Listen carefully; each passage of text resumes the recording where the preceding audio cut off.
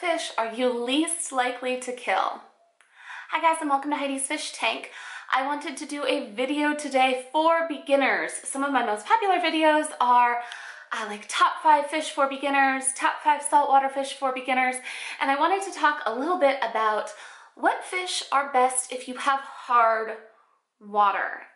If you are like me, you might live in a state that has very, very hard water, and you might have a difficult time with some of the more quote-unquote delicate fish. And so I wanted to talk about what my favorite fish are if you have really hard water. I'm sure people that have been around the block for a little bit already know this, but perhaps you are new and that's why you're here. And basically, it kind of stemmed from my own personal experience. I have been fish keeping for 25 years on and off, and I've had a much easier time with certain fish over other fish because I live in Arizona, where it is hot and where our water is rock hard. It's got so many minerals in it. So there are certain fish that is really beneficial for, and certain fish that really struggle. As it is, you always want the fish that you can't have. So I always was like chasing down the idea of like cardinal tetras and tetras in general, really, because those are really popular community fish and often end up in nano tanks, which are very, very popular. But these fish are your live bearers, and so I wanted to talk about them. The first one, and my personal favorite, are endlers. Now, most people talk about guppies.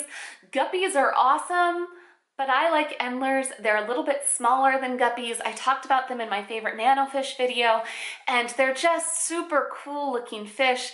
And most of the time when people see them, they're like, whoa, that is a really neat fish. And they're not something that you necessarily see in like PetSmarts or Petco. That being said, they are live bearers. All of the fish that I will be talking about today are live bearers and handle the high mineral content of hard water very, very well. Moving on from that is, of course, guppies. Now, guppies are probably the most popular. They're a very small fish.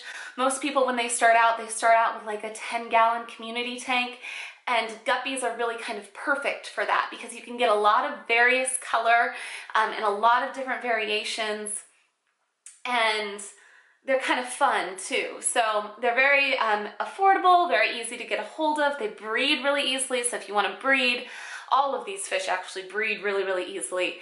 And guppies do awesome in hard water. My favorite tank that I ever owned as a kid was a guppy tank. Number 3 is going to be platies. Now, I personally don't like platies quite as much as endlers or guppies, but they do get quite a bit bigger, which is really nice.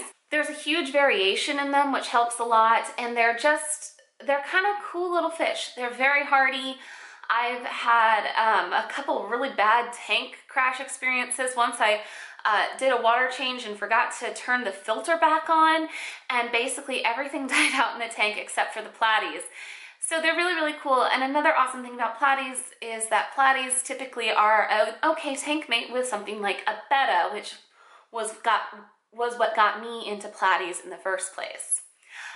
Number 4 is going to be swordtails. Now, when you're starting to get into these bigger live bearers, you're probably going to want a little bit of a bigger tank. So swordtails, I definitely wouldn't do in a 10-gallon tank. If you're experienced, maybe a 20 long. If you're not experienced or can't really stay on top of your water change schedule, they get quite large. You might want something even bigger than that.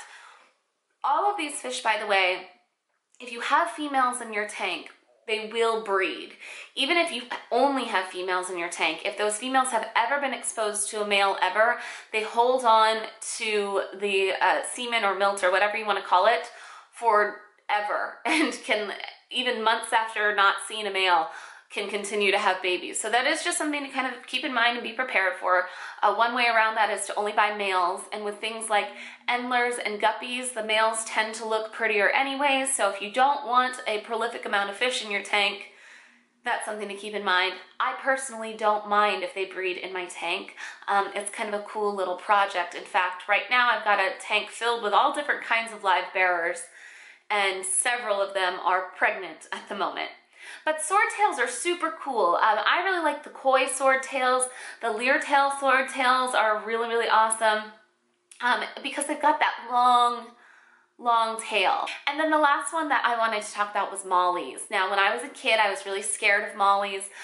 My mom was told by a friend that mollies get ick really easily and not to get mollies. But the more I've looked into it, the more people I've actually talked to, the more that's not really the case. The local fish store that I talked to said, well, it's not that mollies get ick more often, it's that if you have black mollies, you see the ick more often. All fish can get ick, all fish are exposed to ick, pretty much.